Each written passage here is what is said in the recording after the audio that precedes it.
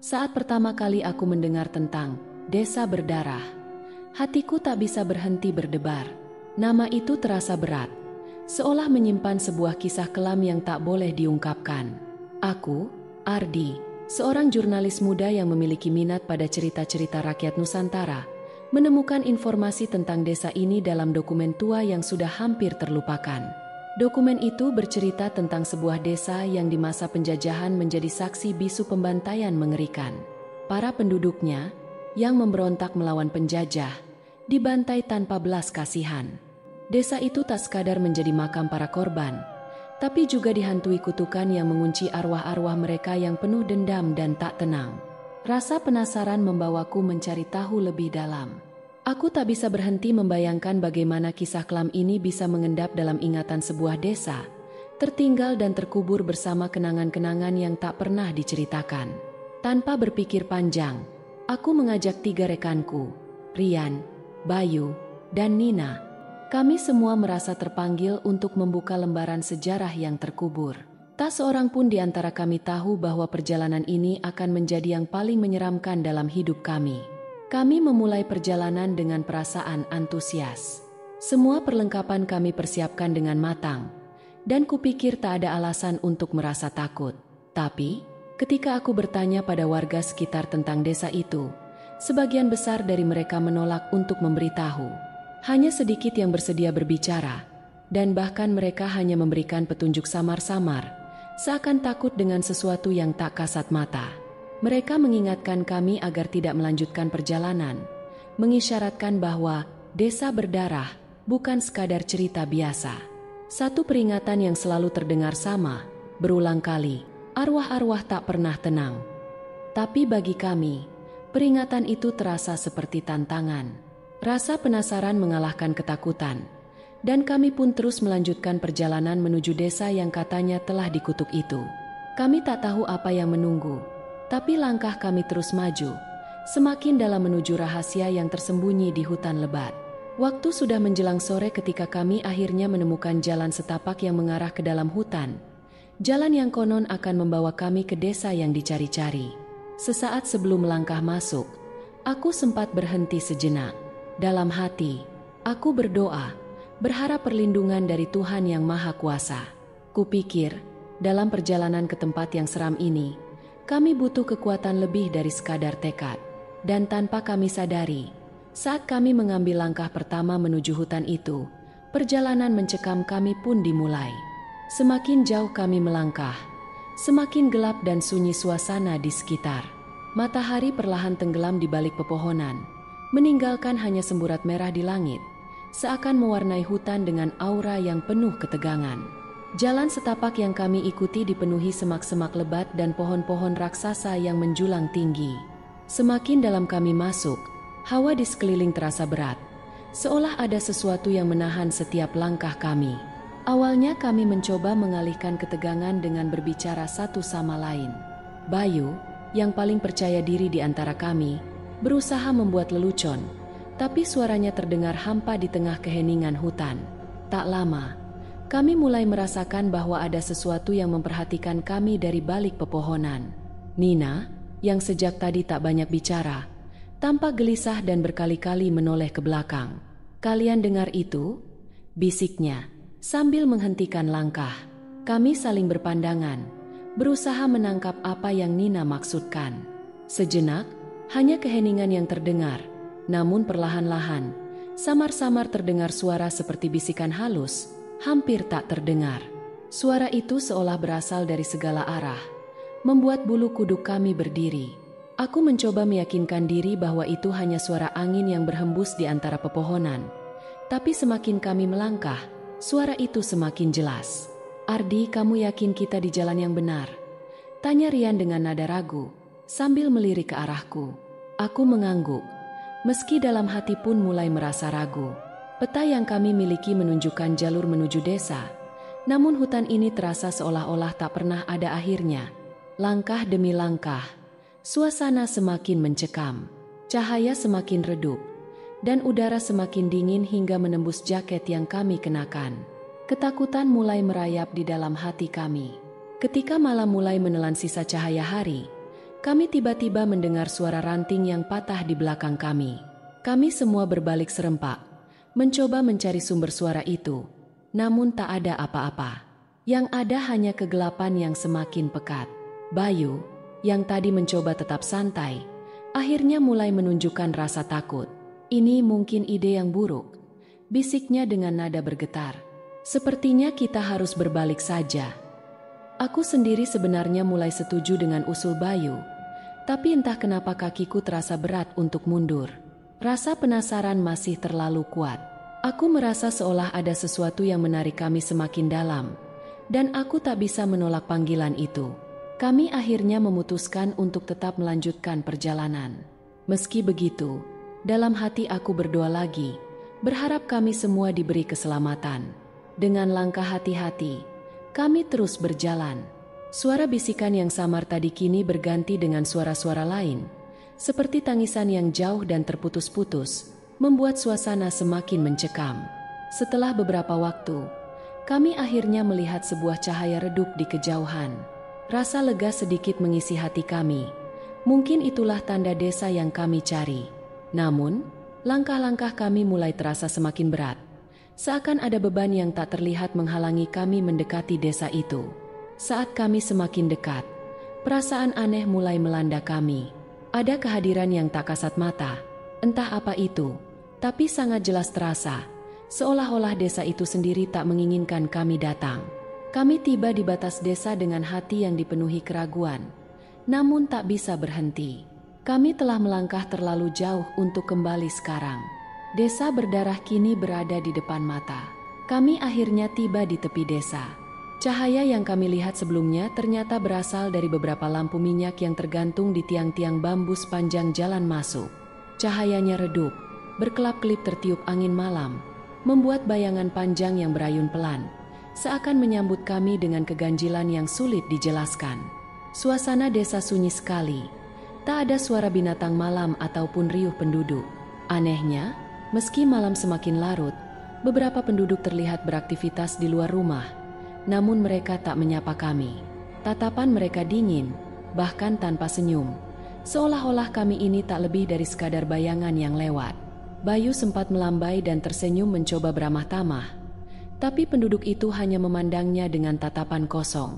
Aku menoleh ke arah teman-temanku, merasa ada yang tak beres. Mungkin mereka tak terbiasa melihat orang asing.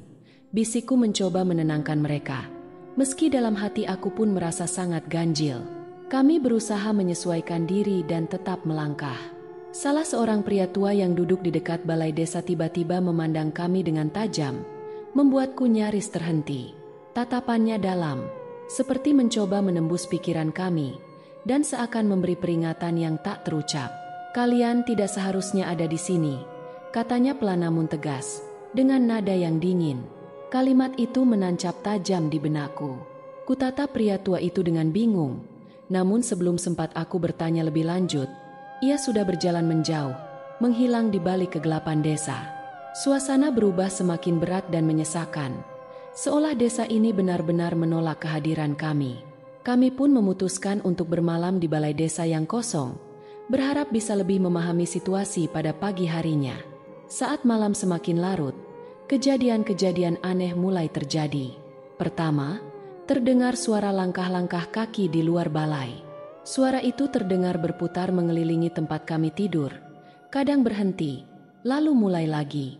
Kami saling pandang dengan wajah pucat, berusaha tetap tenang namun jelas merasakan ketakutan yang sama. Tiba-tiba, Nina berbisik dengan suara bergetar. "Kalian dengar itu?" Aku mengangguk pelan. Suara lain mulai terdengar, suara tangisan yang sayup, seperti berasal dari kejauhan namun terasa menusuk ke dalam hati. Suara itu membuat bulu kuduk kami merinding. Tangisan itu terdengar penuh penderitaan, seperti seseorang yang terjebak dalam kesedihan yang tak pernah berakhir. Rian, yang biasanya paling tenang, mulai gelisah dan berdoa pelan-pelan, memohon perlindungan. Aku ikut berdoa dalam hati, merasa ada sesuatu yang sangat jahat di tempat ini, sesuatu yang menuntut kami untuk pergi. Saat kami hampir tak tahan dan berniat mencari tempat lain, suara tangisan itu mendadak berhenti. Hening menyelimuti desa, Begitu sunyi hingga kami hanya bisa mendengar detak jantung kami sendiri. Sesaat kemudian, terdengar suara langkah yang mendekat ke pintu balai. Pintu kayu tua itu perlahan berderit, terbuka sedikit demi sedikit, memperlihatkan seorang wanita berpenampilan lusuh dengan wajah pucat yang menatap kami dengan tajam. Wanita itu tampak tak seperti manusia biasa. Pakaian tradisionalnya kotor berlumuran tanah, dan wajahnya begitu pucat seolah-olah seluruh darah telah terkuras dari tubuhnya. Tanpa mengatakan apa-apa, ia hanya menatap kami dengan tatapan yang kosong namun penuh kebencian, sebelum akhirnya berbalik dan menghilang di balik bayangan malam. Kami terdiam, membeku dalam ketakutan. Kami semua tahu bahwa kami telah memasuki tempat yang salah, desa yang menyimpan luka mendalam dan kemarahan yang tak termaafkan. Aku hanya bisa berharap agar kami dapat meninggalkan tempat ini secepat mungkin, tapi dalam hati kecilku, ada perasaan bahwa desa ini belum akan melepaskan kami begitu saja. Meski rasa takut masih menggelayut di hati, aku merasa ada sesuatu di desa ini yang harus kami ungkap. Kami memutuskan untuk menyelidiki lebih jauh tentang asal-usul desa dan kutukan mengerikan yang diceritakan oleh orang-orang. Aku dan teman-teman berjalan menyusuri jalan-jalan sempit desa yang sepi.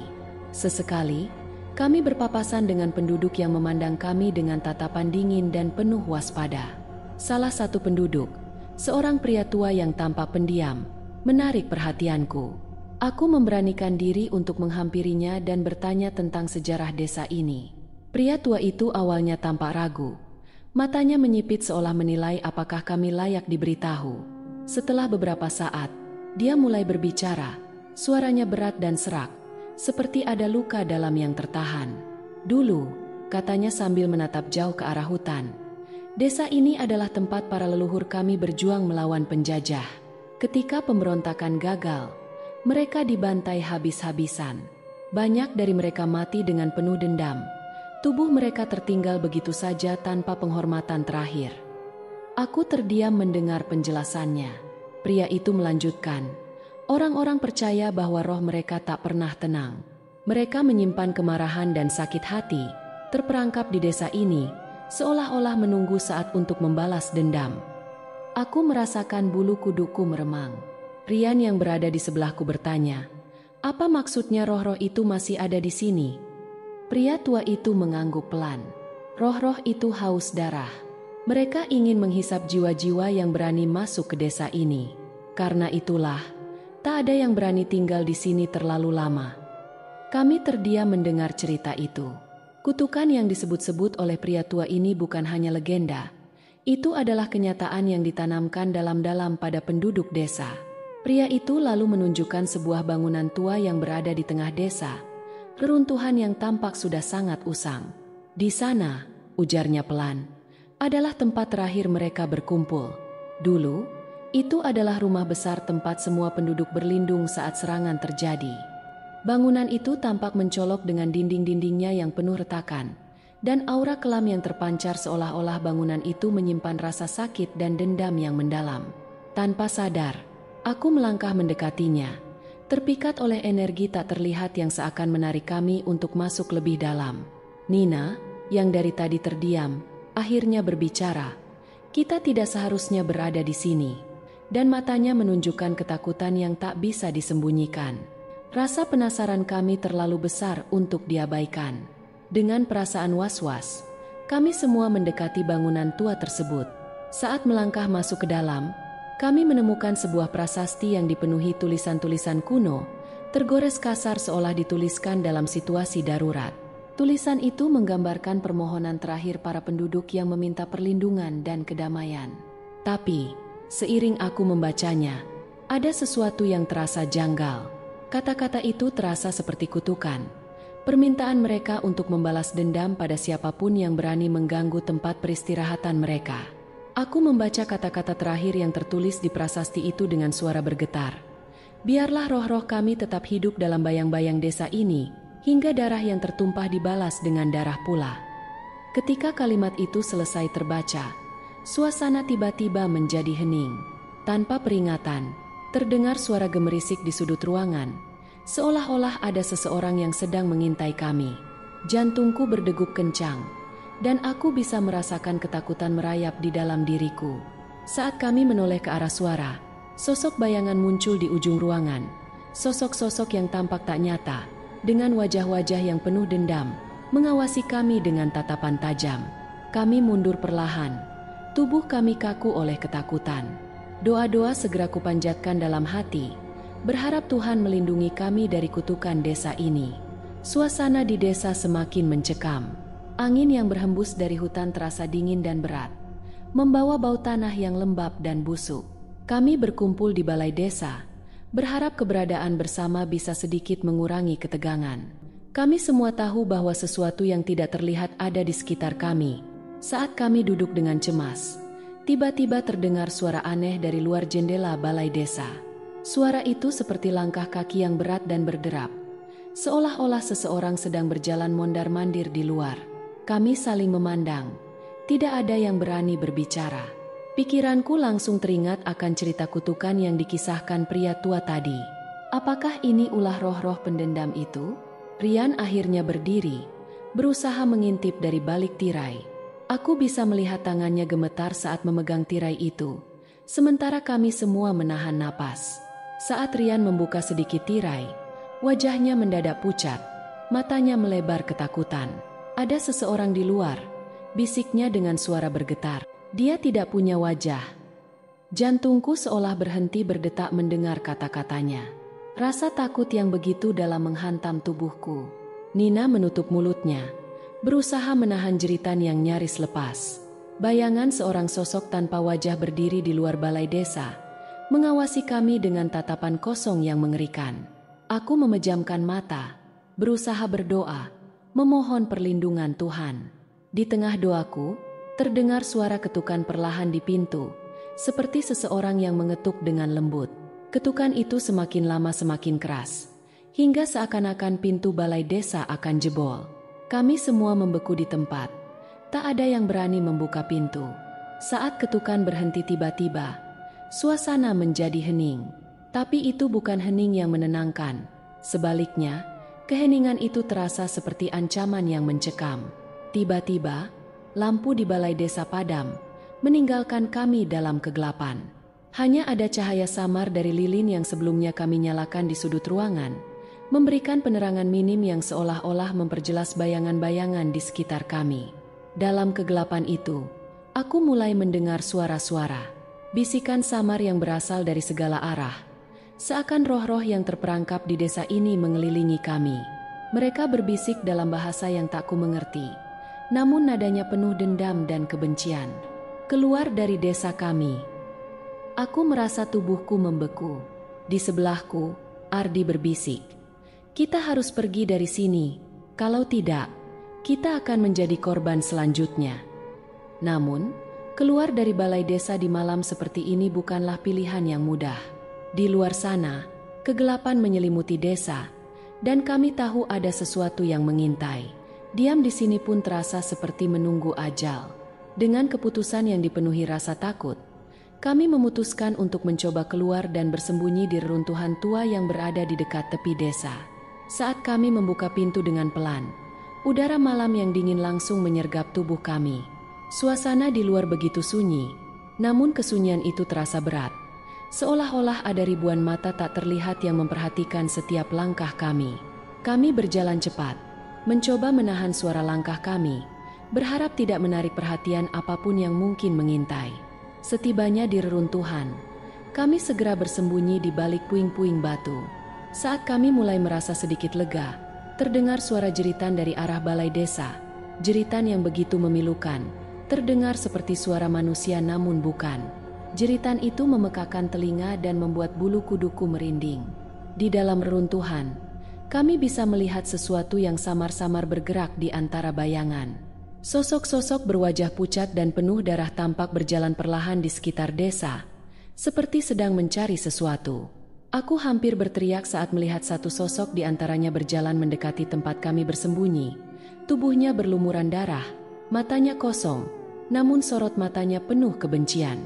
Rian, yang berada di sebelahku, mulai merapal doa dengan suara rendah, memohon perlindungan. Aku ikut berdoa dalam hati, berharap Tuhan melindungi kami dari roh-roh yang haus darah ini.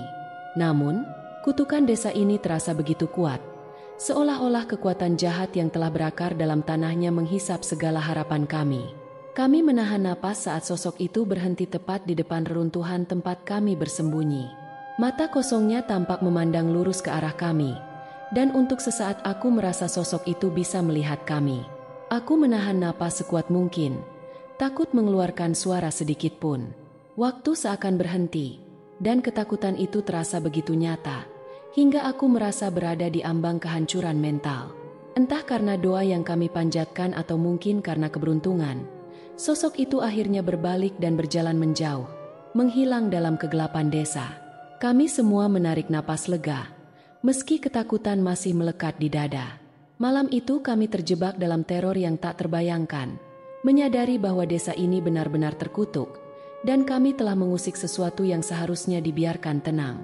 Aku tahu bahwa esok hari, kami harus segera mencari jalan keluar dari desa ini, sebelum roh-roh itu menemukan kami kembali. Pagi hari akhirnya tiba, namun cahaya yang menyinari desa terasa aneh. Matahari seolah tertutupi kabut tebal yang membuat suasana menjadi kelam, tidak seperti pagi biasanya. Desa yang seharusnya tampak lebih cerah justru terlihat semakin mencekam. Bayangan pohon-pohon tua dan rumah-rumah kumuh tampak memanjang, seakan mengawasi setiap gerakan kami. Tidak ada suara burung atau kehidupan lainnya, hanya kesunyian yang menakutkan. Kami semua sepakat untuk segera meninggalkan desa ini. Perasaan mencekam yang kami alami malam sebelumnya sudah cukup membuat kami tak ingin berlama-lama di sini. Dengan barang seadanya, kami segera menuju jalan yang kemarin kami lalui untuk sampai ke sini. Setelah berjalan beberapa jam, kami tidak menemukan jalan keluar. Pohon-pohon yang tumbuh lebat dan jalan setapak yang kami ingat kemarin kini seolah hilang. Setiap arah yang kami coba seakan membawa kami kembali ke desa. Keputusasaan mulai menguasai kami. Ini tidak mungkin. Semalam kita masuk dari jalan ini, kenapa sekarang rasanya kita berputar-putar saja? Teriak Rian, terlihat panik. Dia mulai berjalan lebih cepat, berharap bisa menemukan celah di antara pepohonan yang bisa membawa kami keluar. Semakin kami berjalan, semakin jelas bahwa hutan ini seolah berubah menjadi labirin yang tidak memungkinkan kami pergi kemanapun. Perasaan bahwa kami sedang diawasi semakin menguat. Aku merasakan napas dingin di tengkuku dan kerap kali melihat bayangan bergerak cepat di pinggir mataku. Namun setiap kali aku menoleh, tidak ada apa-apa. Di tengah hutan, kami bertemu dengan seorang penduduk desa yang misterius. Seorang wanita tua berpakaian lusuh, dengan mata yang seolah kosong, tiba-tiba muncul di depan kami. Dia tidak mengatakan apapun, hanya memandang kami dengan tatapan dalam yang mengintimidasi. Hawa di sekitarnya terasa begitu dingin, dan tubuhku langsung merinding saat melihatnya. "Anda bisa bantu kami keluar dari desa ini?" tanyaku dengan suara bergetar. Dia hanya tersenyum tipis, senyuman yang tidak memberikan ketenangan. Kemudian, dia menunjuk ke arah reruntuhan di ujung desa. "Keluar?" tanyanya dengan suara berbisik yang terdengar seram. "Kalian telah masuk ke tempat ini, dan tidak akan mudah untuk pergi. Desa ini memilih siapa yang bisa pergi, dan siapa yang harus tinggal." Kata-katanya membuat bulu kuduk kami berdiri. Kami semua berpandangan, mencoba mencari kekuatan satu sama lain. Nina mulai menangis pelan. Rian hanya bisa menggelengkan kepala dengan tatapan tak percaya. Ardi, yang selalu tampak kuat, kini wajahnya terlihat suram. "Ada satu cara," lanjut wanita tua itu. Suaranya terdengar seperti serpihan kaca yang pecah. "Kalian harus melakukan ritual. Satu pengorbanan untuk menenangkan roh-roh yang marah. Jika tidak, desa ini akan terus menahan kalian." Pikiran tentang pengorbanan membuat kami semua semakin takut. Dalam situasi seperti ini, kami tak tahu lagi harus berbuat apa. Ketakutan semakin menghimpit kami setiap kali memikirkan apa yang mungkin terjadi jika kami menolak. Wanita tua itu lalu mengeluarkan seikat bunga berwarna merah gelap, seolah basah oleh darah. Dia menyerahkannya padaku, sambil berbisik, "Tempatkan ini di tengah desa, di dekat prasasti yang kalian temukan. Lakukanlah dengan penuh hormat. Hanya itu yang bisa menyelamatkan kalian." Meskipun ragu, kami sepakat untuk mengikuti instruksi wanita itu. Dengan tangan gemetar, Aku menerima bunga tersebut dan merasa hawa dingin meresap dari bunga itu ke dalam tanganku. Rasanya seperti memegang sepotong dari kutukan itu sendiri. Kami berjalan kembali ke desa, menahan rasa takut yang kian membesar. Saat kami mencapai prasasti tua di tengah desa, suasana menjadi semakin mencekam. Langit seakan meredup, dan kami bisa mendengar bisikan-bisikan lirih yang entah datang dari mana. Aku menaruh bunga merah itu di atas prasasti, mencoba mengikuti arahan wanita tua tadi. Seketika aku melakukannya, sebuah angin kencang bertiup dari arah hutan, membuat kami semua mundur ketakutan. Udara berubah menjadi dingin menggigit, dan suasana sekitar menjadi semakin gelap. Terdengar suara jeritan yang mengerikan, seakan-akan berasal dari roh-roh yang selama ini terjebak di desa ini. Rian mulai berlari panik, namun lagi-lagi jalan keluar seolah menghilang. Desa ini benar-benar menahan kami. Di detik-detik menegangkan itu, aku menyadari bahwa mungkin hanya ada satu cara terakhir untuk lepas dari desa terkutuk ini. Kami harus mengungkapkan seluruh keberanian dan keyakinan kami, dan menyelesaikan ritual ini, meskipun harus menghadapi apapun yang datang menghadang. Dengan tekad yang rapuh namun satu-satunya harapan yang tersisa, kami bersiap untuk apapun yang akan terjadi selanjutnya. Kami tahu, malam ini adalah malam terakhir untuk mencoba bertahan hidup, atau menjadi bagian dari kutukan desa ini selamanya. Kami berdiri di depan prasasti tua, membeku dalam ketakutan yang begitu pekat. Suara jeritan yang mengerikan itu semakin mendekat, menggema di sekitar kami seperti bisikan-bisikan dari dunia lain. Tubuhku terasa kaku, dan setiap saraf dalam tubuhku menjerit untuk segera lari.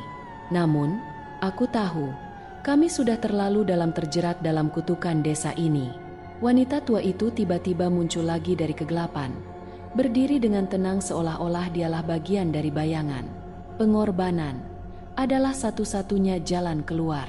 Salah satu dari kalian harus menyerahkan diri sebagai penebus, katanya. Suaranya melengking tajam di telinga kami. Aku, Rian, Nina, dan Ardi saling berpandangan dengan penuh kebingungan dan ketakutan. Rian, yang selama ini paling kuat dan penuh keberanian, terlihat ragu, bibirnya bergetar saat menatap kami. Nina mulai menangis semakin keras, dan Ardi hanya bisa menunduk dalam diam. Kita harus memilih di antara kita, merasa ngeri hanya dengan mengucapkan kalimat itu. Suara yang keluar dari mulutku terdengar seperti bisikan putus asa yang menggema di tengah kegelapan. Wanita tua itu mengangguk pelan, dengan sorot mata penuh kebencian yang sulit dijelaskan. Ketegangan makin memuncak. Tak ada dari kami yang siap menghadapi kenyataan ini, apalagi harus mengorbankan seseorang demi keselamatan yang belum tentu bisa diraih. Di tengah kepanikan itu, tiba-tiba Ardi melangkah maju. Wajahnya terlihat tenang, namun mata hitamnya memancarkan kesedihan yang mendalam. Jika memang harus ada yang menjadi korban, biar aku saja, katanya lirih. Aku tersentak, begitu pula Rian dan Nina. Ardi, jangan, seruku, mencoba menahan tangannya. Namun, Ardi hanya tersenyum lemah, dan dengan tenang menarik tangannya dari genggamanku. Aku sudah memutuskan. Aku yang membawa kalian ke sini. Jadi ini tanggung jawabku. Wanita tua itu tersenyum menyeringai, seolah puas dengan pengorbanan yang telah dipilih. Kamu anak yang bijaksana, katanya, kemudian melangkah mundur, meninggalkan kami dengan Ardi yang berdiri sendirian di depan prasasti. Dengan langkah gemetar, Ardi menaruh bunga merah di atas prasasti, seperti yang diperintahkan. Begitu dia melakukannya, tanah di sekitarnya mulai bergetar, dan hawa dingin semakin menyelimuti kami. Aku bisa merasakan jantungku berdetak kencang, dan napasku tersendat saat melihat perubahan aneh di sekitar kami. Kabut hitam pekat mulai muncul dari balik pepohonan, bergerak mendekat dan menyelimuti Ardi. Dia tampak tenang, meski wajahnya mencerminkan rasa takut yang dalam. Aku ingin menghentikannya, tapi tubuhku seolah-olah tak bisa digerakkan, hanya bisa berdiri terpaku menyaksikan kejadian mengerikan itu. Perlahan, bayangan-bayangan yang kami lihat sebelumnya muncul satu persatu. Wajah-wajah penuh luka, darah yang menetes, mata yang memancarkan kemarahan. Semua roh yang dulu menjadi korban pembantaian berdiri mengelilingi Ardi, memandangnya dengan tatapan yang penuh dendam. Sosok-sosok itu melingkar, menari di sekitar Ardi dengan gerakan yang menyerupai ritus kuno. Suara rintihan dan jeritan semakin keras, membuat kami semua menutup telinga. Namun suara itu terus menggema di dalam kepala kami. Ardi berlutut, tubuhnya melemah, seolah energi hidupnya diserap oleh para roh yang haus darah. Dalam hitungan detik, Ardi terjatuh tak berdaya. Bayangan-bayangan itu memudar, menghilang satu persatu, dan keheningan mencekam menyelimuti desa. Wanita tua itu melangkah maju, mendekati tubuh Ardi yang tergeletak di depan prasasti. "Pengorbananmu telah diterima," katanya dengan suara lembut yang aneh. Kami hanya bisa menatap tubuh Ardi dengan air mata yang mengalir deras. Aku berlutut di sampingnya, menggenggam tangannya yang terasa dingin. Rasa kehilangan yang mendalam menghantam kami semua, tapi dalam hati, kami tahu bahwa dia telah menyelamatkan kami dari kutukan mengerikan ini. Wanita tua itu kemudian berbisik, "Sekarang, kalian bisa pergi." Dengan berat hati, kami meninggalkan tubuh Ardi dan mengikuti jalan keluar yang entah bagaimana kini terbuka di depan kami, seolah-olah desa ini akhirnya melepaskan kami. Perasaan bersalah dan sedih mendalam mengiringi setiap langkah kami, namun kutukan ini telah berakhir. Namun tidak untuk Ardi yang telah menjadi penebus. Saat kami keluar dari desa, aku menoleh ke belakang, melihat sekilas sosok wanita tua itu melambaikan tangan dengan senyuman misterius. Aku tahu, kutukan ini mungkin masih ada, menunggu jiwa-jiwa baru yang kelak akan tertarik pada misteri desa ini. Namun, satu hal yang pasti, perjalanan kami tak akan pernah terlupakan, dan pengorbanan Ardi akan selalu terpatri dalam ingatanku. Setelah meninggalkan desa, kami kembali ke kota dengan tubuh dan jiwa yang terluka. Meski kami berhasil keluar, kutukan dan rasa kehilangan akibat kematian Ardi terus menghantui kami. Setiap malam, aku sering terbangun mendadak, merasakan kehadiran yang aneh di sekelilingku. Bayangan sosok Ardi dan roh-roh menyeramkan di desa itu tak pernah benar-benar hilang dari pikiranku. Satu malam, aku terjaga oleh suara bisikan samar yang bergema di dalam kamarku. Suara itu mirip dengan bisikan-bisikan yang kudengar di hutan desa terkutuk itu. Suara itu memanggil namaku, perlahan tapi pasti, semakin mendekat. Tubuhku membeku, napasku tercekat, dan bulu kuduku berdiri. Aku tahu bahwa kutukan desa itu belum benar-benar melepaskanku. Dengan cepat, aku mencoba berdoa, memohon perlindungan kepada Tuhan Yang Maha Kuasa.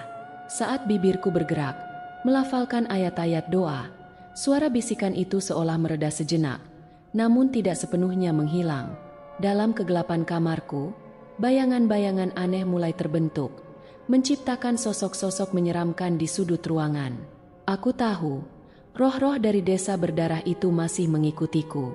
Hari-hari berikutnya, Rian dan Nina pun mulai merasakan keanehan serupa.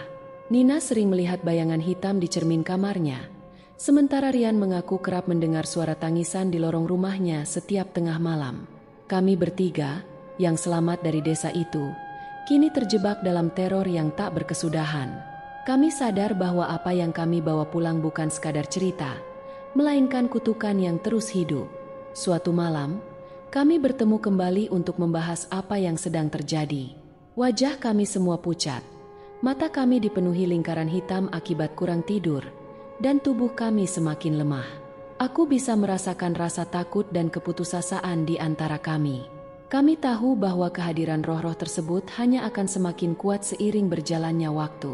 Kita harus kembali ke desa itu untuk menyelesaikan ini, kataku.